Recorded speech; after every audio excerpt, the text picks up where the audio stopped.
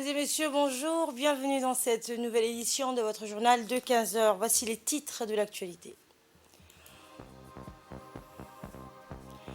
Le président de la République a reçu hier les athlètes djiboutiens qui ont raflé 14 médailles dans les 12e Jeux de la Commission de la jeunesse et des sports de l'océan Indien à l'île Maurice.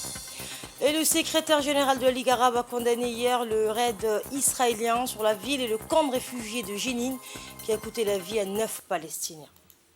Bonjour et merci de nous accueillir chez vous.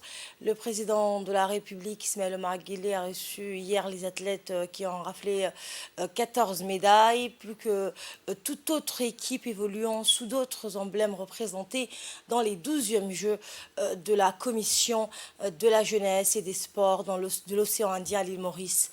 C'est en présence du secrétaire d'État chargé des sports, la présidente du comité national olympique et sportif djiboutien et membre du comité olympique international, Mme Acha Ghelad Ali, ainsi que le président de la fédération d'athlétisme djiboutienne, Saïd Ismaël Hassan, que les médaillés djiboutiens ont été reçus par le chef de l'État.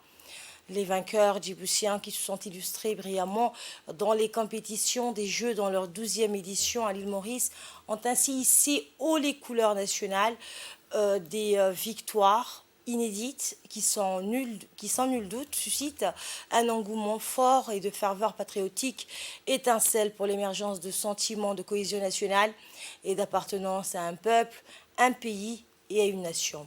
Ces jeunes champions bénéficient d'une bourse grâce aux subventions du président de la République octroyées aux jeunes sportifs dans différentes disciplines afin d'offrir à ces jeunes les moyens financiers et les infrastructures nécessaires pour améliorer leurs performances, pour remporter ainsi les médailles dans les concours internationaux. Il s'agit de 30 jeunes champions qui ont remporté au total 14 médailles, notamment en or, en argent et en bronze, dans différents concours internationaux, tels que la 12e édition des Jeux de la Commission de la jeunesse, du sport de l'océan Indien à l'île Maurice et le tournoi du judoka au Cameroun et autres concours internationaux.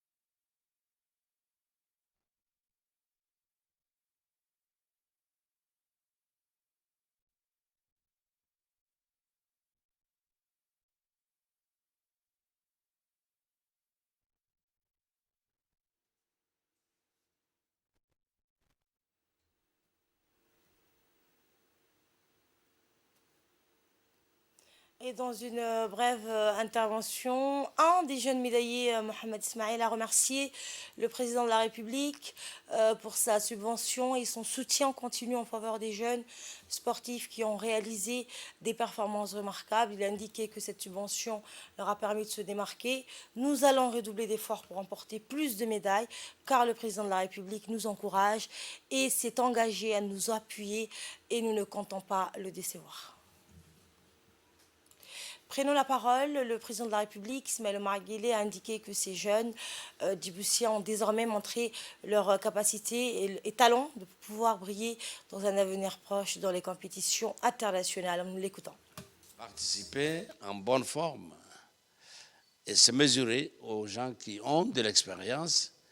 L'essentiel, c'est ce que vous avez fait, c'est-à-dire participer, obtenir des résultats, y croire, n'est-ce pas, au sport et à l'athlétisme. La nation vous est reconnaissante lorsque vous montez sur le podium.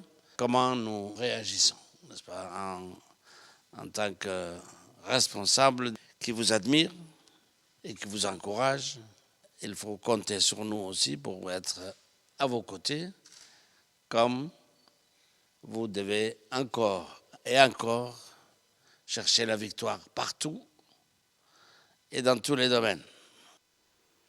Et poursuivant son intervention en langue somalie cette fois, le numéro 1 djiboutien a indiqué que vos victoires est un succès pour nous, vos performances remarquables dans le sport et l'aboutissement d'un travail et des efforts accomplis, a-t-il ajouté. Le chef de l'État a indiqué dans son intervention que le pays attend de plus de travail, plus de victoires et être des exemples à vos pairs. Eh bien, je vous félicite pour cette belle victoire qui est une performance remarquable dans différentes disciplines sportives, a-t-il poursuivi. Le chef de l'État a conclu ses propos en exprimant sa détermination et son soutien à ces jeunes qu'il a encouragé de continuer dans cet élan et remporter plus de victoires. Eh bien, le président de la République a encore et encore félicité les jeunes médaillés dans plusieurs disciplines, exhortant tous les jeunes djiboutiens à faire preuve de compétitivité pour apprécier leurs compétences et mérites.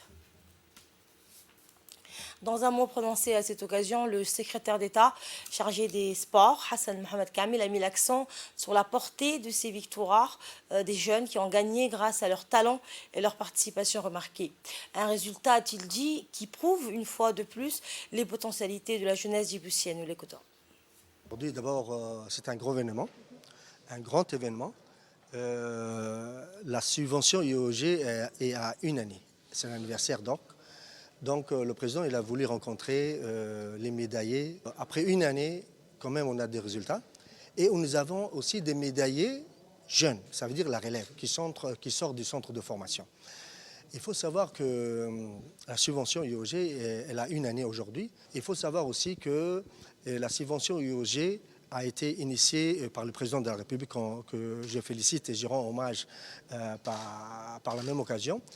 On vise 2024. On vise 2024. C'est l'athlétisme aujourd'hui qui ramène les plus de médailles.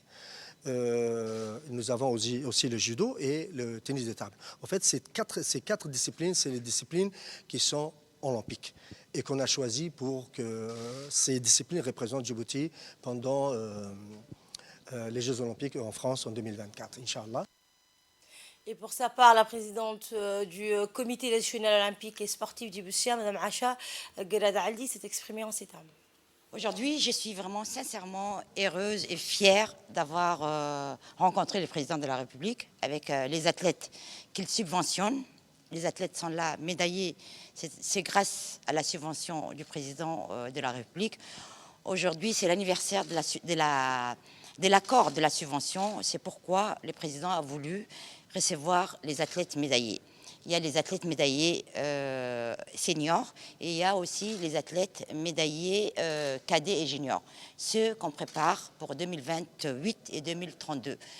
Il a discuté, il a été très fier de leurs résultats, il attend beaucoup, nous attendons beaucoup et la subvention est gérée par une commission, donc dont le président de la Fédération d'athlétisme, le président de la Fédération des judo et d'autres présidents qui sont concernés directement. Il y a aussi le rôle du secrétaire d'État à la jeunesse et au sport. On est complémentaires. Il y a la fédération, il y a le comité olympique, il y a le ministère. Tout le monde a besoin de tout le monde pour avoir ce résultat. Si on est à ce résultat aujourd'hui, c'est parce que c'est un travail d'équipe. Voilà, nous remercions le président de la République. Et prenant la parole à son tour, le président de la Fédération djiboutienne d'athlétisme, M. Saïd Ismaël Hassan, a pour sa part exprimé sa joie et sa fierté. C'est un accomplissement des efforts, a-t-il dit, mais aussi d'un travail continu et acharné pour améliorer et perfectionner ces jeunes sportifs. Aujourd'hui, nous avons atteint ces premiers objectifs. Nous allons poursuivre et aller de l'avant. Suivant quelques réactions des jeunes médaillés recueillis à l'issue de cette rencontre avec le chef de l'État. C'était vraiment une fierté d'avoir remporté cette médaille. C'est grâce au président de la République, Ismaël Omar Guelleh, qu'on est ici. Sans la subvention IOG, on n'en serait pas là.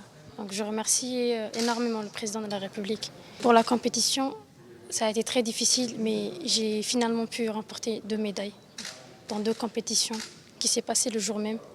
J'en suis très fière. Hisser le drapeau, c'était l'objectif premier. Donc c'était obligatoirement, vraiment, c'était une fierté. Le Premier ministre et par ailleurs président de l'Union pour la majorité présidentielle, l'UMP, a procédé dans l'après-midi d'hier au dépôt des listes de candidatures de la coalition de l'Union pour la majorité présidentielle, l'UMP, dans le cadre des élections législatives qui se tiendront vendredi 24 février.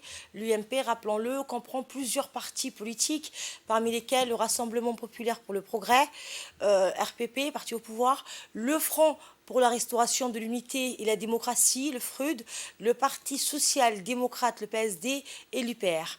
Présidé par le Premier ministre, l'UMP a présenté des listes de candidatures pour l'ensemble des circonscriptions électorales.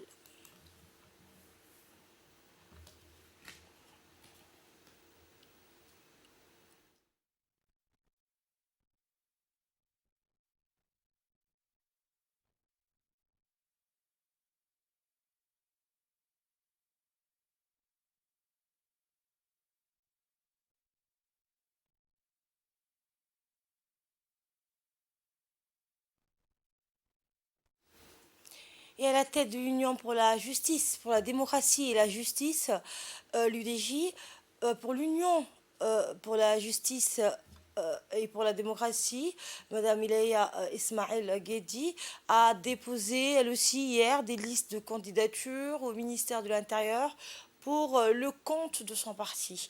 Les listes de candidatures de l'UDJ ne concernent toutefois que les circonscriptions de Djibouti-Ville et d'Arta.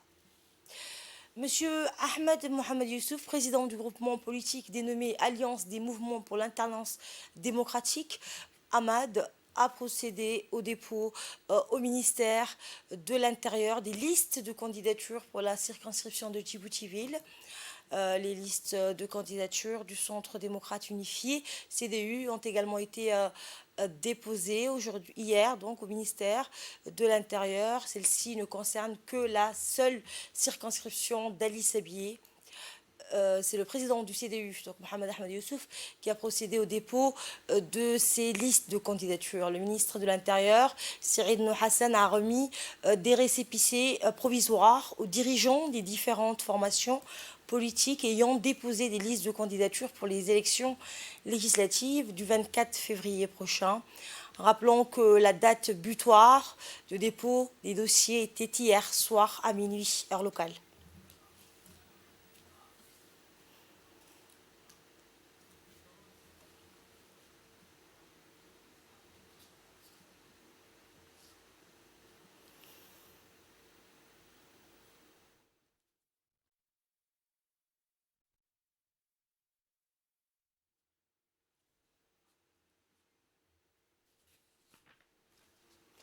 Autre information, le ministre des Affaires musulmanes et des Biens Warf, Moumin Hassan Baleh, a participé à une conférence en ligne organisée par l'autorité des affaires religieuses turques.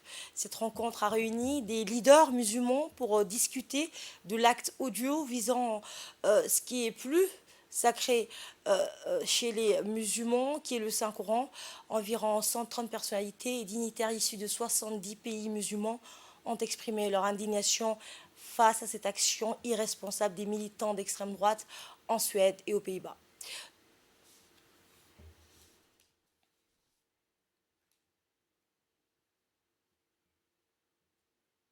Dans son allocution, le ministre Moumin Hassan Baleh a salué l'initiative du président en charge des affaires religieuses en Turquie, Dr Ali Arbash, de tenir cette réunion de consultation urgente contre ce crime odieux ayant pris pour cible le Saint-Coran. Indigné par cet acte lâche d'incitation à la haine religieuse, à la discrimination et à la violence, le ministre a cité la déclaration du ministère djiboutien des Affaires étrangères et de la coopération internationale qui condamne avec la plus grande fermeté les actes odieux permis par les autorités suédoises devant l'ambassade de Turquie à Stockholm. Il a déclaré que Djibouti travaille avec ses partenaires pour contrer l'extrémisme violent et les messages haineux véhiculés par ce type de provocation qui incite à l'islamophobie. Le ministre a réaffirmé que la République de Djibouti attache une grande importance aux valeurs de tolérance, de respect, de la diversité et du dialogue afin de renforcer davantage la coexistence pacifique. Le ministre a indiqué que les effets de cet acte seront contre-productifs et susciteront plus d'intérêt pour l'islam de la part des personnes justes et raisonnables dans les pays occidentaux jusqu'à ce que leurs esprits soient éclairés par la foi. D'ailleurs, l'un des objectifs de cette réunion est de condamner cet acte provocateur qui ne contribue en rien à répandre l'amour et la fraternité entre les peuples, a-t-il indiqué. Je vous le disais en titre, la Ligue arabe et l'Égypte condamnent le raid meurtrier israélien en Cisjordanie. Le secrétaire général de la Ligue arabe, Ahmed Aboul Gheit, a condamné hier, dans les termes les plus véhéments, le raid israélien sur la ville et le camp de réfugiés de Jénine, qui a coûté la vie à au moins 9 Palestiniens. L'indifférence de la communauté internationale encourage les forces d'occupation à commettre d'autres crimes avec le soutien du gouvernement d'extrême droite, a-t-il ajouté. Parallèlement, le ministère égyptien des Affaires étrangères a déclaré dans un communiqué que les raids sur les villes palestiniennes qui menacent la sécurité en Cisjordanie doivent cesser immédiatement. Le ministère égyptien a mis en garde contre les répercussions dangereuses de ces atteintes à la sécurité et à la stabilité des territoires occupés. Plus tôt dans la journée, des soldats israéliens ont tué au moins 9 Palestiniens, dont une femme âgée, et en ont blessé 20 autres, dont 4 sont dans un état critique dans le camp de réfugiés de Jénine, dans le nord de la Cisjordanie, selon le ministère palestinien de la Santé. Et c'est ainsi que prend fin cette édition de la rédaction. Merci à vous de l'avoir suivi et très bonne suite de programme sur Télé Djibouti.